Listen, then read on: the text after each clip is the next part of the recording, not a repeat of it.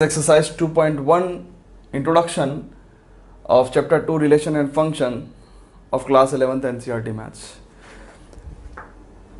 This chapter is very important topic, very important, है ना? When I'm saying very important, then it means very important. अब थोड़ा सा student level पर अगर जाके बात करें तो क्यों इम्पोर्टेंट है ना? तो ऑब्वियसली ऐसा नहीं होता कि कोई भी चीज़ इंपॉर्टेंट इसलिए होती है कि वो ज़्यादा मार्क्स की होती है ना? कई बार चीज़ें इंपॉर्टेंट इसलिए भी होती हैं क्योंकि इस टॉपिक पे डिपेंड बहुत सारे टॉपिक करते हैं. जैसे फॉर एग्जांपल मैं आपको बता देता हूँ, relations and functions chapter 2 class 11th NCERT maths, right. Chapter 2 है तो हम एनसीईआरटी के रेफर की बात कर रहे हैं 11th और 12th किताब की. ये चैप्टर 3rd में काम आएगा आपके, ठीक है ना, दैट इज ट्रिग्नोमेट्रिक फंक्शंस, है ना, क्योंकि बेसिक नॉलेज यहीं पे आप गेन करोगे.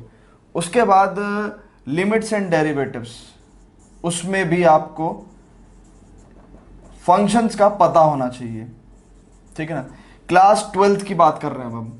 Chapter 1 relations and functions, chapter 2 ITF inverse trigonometric function, chapter 5 continuity and differentiability, chapter 6 application of derivative, chapter 7 integrals, right. Chapter 8 आपका application of integrals, chapter 9 differential equation, ठीक है ना. तो कहने का मतलब क्या है कि ये इतना इंपॉर्टेंट चैप्टर है कि इसका जिक्र और कहीं कहीं डायरेक्ट और इनडायरेक्ट यूज आपके इन सारे चैप्टर्स में होगा.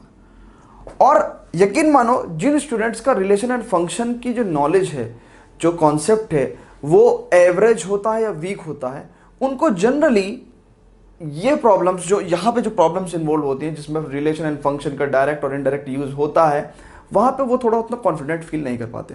तो इसलिए मैंने आपको बता दिया कि ये इतना इंपॉर्टेंट चैप्टर, तो हम इसको बहुत ही आराम से पढ़ेंगे, ठीक है ना. चाहे वीडियो की लेंथ कितनी भी हो जाए, है ना, 5-5, 10-10 पार्ट पढ़ने पड़े हमें, कोई दिक्कत नहीं है, बट हम इसको बहुत आराम से पढ़ेंगे. और इतना भी नहीं पढ़ेंगे, है ना, कि कॉमर्स वाले बच्चों को भी मैं जो है ना जेईई मेंस की तैयारी करा दूँ, ऐसा भी नहीं है. तो हम उतना पढ़ेंगे जो इनफ भी है ना, दोनों स्ट्रीम के लिए, पीसीएम के लिए भी और कॉमर्स के लिए भी, और कहीं पे आपको दिक्कत भी नहीं आएगी, ठीक है ना. कॉन्सेप्चुअली बहुत स्ट्रांग होके पढ़ेंगे, ठीक है ना. तो लेट्स स्टार्ट. तो रिलेशंस एंड फंक्शंस में स्टार्ट करने से पहले, यानी कि रिलेशन और फंक्शन को समझने से पहले, the very first that we have to understand और we have to study is Cartesian product of sets, है ना. तो our topic is Cartesian product of sets. तो मैं आपको एक बार बता दूं, बेसिकली जब हम इतनी बेसिक लेवल पे बात कर रहे हैं, कॉन्सेप्चुअली स्ट्रॉन्ग लेवल पे हम बात कर रहे हैं, तो मैं आपको एक बार बता दूं कि जो लोग डायरेक्ट सेकंड चैप्टर पे जंप कर रहे हैं, यानी कि डायरेक्ट रिलेशन फंक्शन पढ़ रहे हैं without solid knowledge of sets, है ना, तो मैं उन्हें कहूंगा पहले आप एक बार सेट्स को रिवाइज कर लो, क्योंकि हम सेट्स का यूज करने वाले हैं यहाँ पे, है ना. तो अगर आपने अभी अभी पढ़ा है, ठीक है ना, देन इट्स ओके, है ना, क्योंकि इतना ज्यादा यूज नहीं होगा, बट फिर भी सेट्स का जिक्र चलता रहेगा, ठीक है ना. तो चलो फिर, तो the very first topic is Cartesian product of sets, और यही हम एक्सरसाइज 2.1 के इंट्रोडक्शन में पढ़ेंगे. तो ये है क्या, कह रहा कि let A and B be two non empty sets 1 2 3, let's say B is equal to 4 5 6. तो ज्यादा कंफ्यूजन क्रिएट ना करते हुए, बिल्कुल आसान भाषा में, बिल्कुल सीधी सीधी बात करते हुए कहते हैं कि कार्टेशियन प्रोडक्ट क्या है. अगर ए सेट बी सेट इस तरीके से दिया हुआ है, तो Cartesian product A cross B, इसको हम क्या बोलते हैं, Cartesian product of set A and B. क्या बोलते हैं, Cartesian product of set A and B. और ए और बी की प्रोडक्ट, और ए और बी सेट है, तो हमने क्या कह दिया, कार्टेशियन प्रोडक्ट ऑफ सेट्स. तो इसको हम कैसे लिखेंगे, दो सेट्स को हम कैसे उसकी प्रोडक्ट निकालेंगे. तो देखो जी, मैं आपको बता रहा हूं बहुत ही आसान तरीके से. ये ए सेट है 1 2 3, ये बी सेट है 4 5 6. तो एक का पेयर 4 के साथ, फिर 5 के साथ, फिर 6 के साथ. मतलब समझो, ये एक ऐसा सेट होगा ए क्रॉस बी, है ना. दो सेट्स की प्रोडक्ट जो है ना, जो कार्टेशियन प्रोडक्ट है, वो भी एक सेट ही आएगा. वो कैसा सेट होगा, जिसमें हमारे पास ऑर्डर्ड पेयर्स होंगे. अब ये ऑर्डर्ड पेयर क्या होगा वो मैं अभी थोड़ी देर में बात बताऊंगा, बट मैं आपको लिख के दिखा रहा हूं. इसको ऑर्डर्ड पेयर कहते हैं. तो 1 का 4 के साथ पेयर, 1 का 5 के साथ पेयर, 1 का 6 के साथ पेयर, फिर 2 का 4 के साथ पेयर, 2 का 5 के साथ पेयर, ठीक है। और जगह थोड़ी सी हमारे पास कम होने की वजह से हमने इसको थोड़ा थोड़ा ऊपर को कर दिया। 2 का 5 के साथ, फिर 2 का 6 के साथ पेयर, है ना। अब बचा 3 एलिमेंट, 3 का 4 के साथ पेयर, 3 का 5 के साथ पेयर और 3 का 6 के साथ पेयर। इसको बोलते हैं भैया कार्टेशियन प्रोडक्ट ऑफ सेट्स। मेरे हिसाब से इतना कुछ खास था नहीं इसमें जो आपको समझ में ना आए।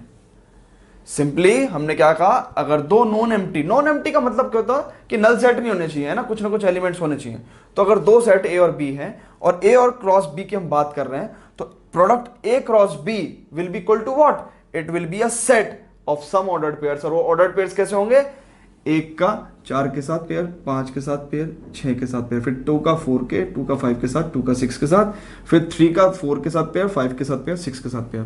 ध्यान दो, अब ये क्या है, एक सेट है जिसमें हमारे पास ऑर्डर्ड पेयर्स हैं। वो ऑर्डर्ड पेयर्स हमने कैसे लिखे, हमने आपको बता दिया जी। अब सुनो, इसको हम ऑर्डर्ड पेयर क्यों बोलते हैं, इसको हम ऑर्डर्ड पेयर क्यों बोलते हैं। ऑर्डर का मतलब होता है क्रम। क्या होता है मतलब ऑर्डर का, क्रम, कि किसी क्रम में हमने उसको लिखा है।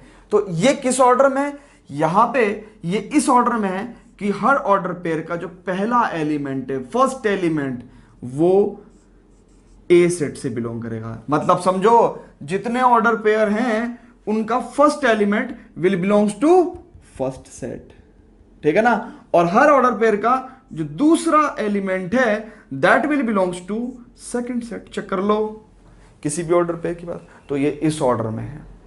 आई बात समझ में, बात समझ में आई। अगर मैं आपसे क्या पूछ लूं, भैया बी क्रॉस ए बताओ, तो क्या ए क्रॉस बी को आप बी क्रॉस ए थोड़ी लिख दोगे, समझ रहे हो।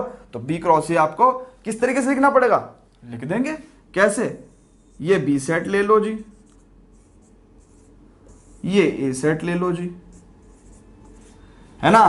तो कैसे लिखोगे, बी क्रॉस ए कैसे लिखोगे, 4 का 1 के साथ पेयर, 2 के साथ पेयर, 4 का 3 के साथ पेयर। तो 4 का 1 के साथ, 4 का 2 के साथ, 4 का 3 के साथ पेयर, फिर 5 का 1 के साथ पेयर, 5 का 2 के साथ पेयर, 5 का 3 के साथ पेयर। आ रही बात समझ में, है ना। 5 का 1 के साथ, 5 का 2 के साथ, 5 का 3 के साथ पेयर। बचता क्या है, 6। तो 6 का 1 के साथ पेयर, 6 का 2 के साथ पेयर और 6 का 3 के साथ पेयर, ठीक है ना। ये बी क्रॉस हो गया। यहां पे भी ये ऑर्डर्ड पेयर्स हैं। अब इसमें क्या होगा, यहां पे भी सेम बात कि जो हर ऑर्डर पेयर में जो पहला एलिमेंट है वो पहले सेट से बिलोंग करेगा। चेक कर लो, 4 किससे बिलोंग कर रहा है, बी से बिलोंग कर रहा है। ऐसी 5 किससे बिलोंग कर रहा है, बी से बिलोंग कर रहा है। ऐसी 6 किससे बिलोंग कर रहा है, बी से बिलोंग कर रहा है। ऐसी किसी भी ऑर्डर पेयर में जो सेकंड एलिमेंट है वो किससे बिलोंग कर रहा है, ए से बिलोंग कर रहा है। चेक कर लो, 1 किससे बिलोंग कर रहा है, ए से बिलोंग कर रहा है। 3 किससे बिलोंग कर रहा है, ए से बिलोंग कर रहा है। आई बात समझ में। तो first element of each order pair will belongs to first set and second element of each order pair will belongs to second set. इतनी सी बात थी। ये तो था आसान भाषा में कार्टेशियन प्रोडक्ट को समझाना, ठीक है ना। अब मेरी बात सुनो, मैं इस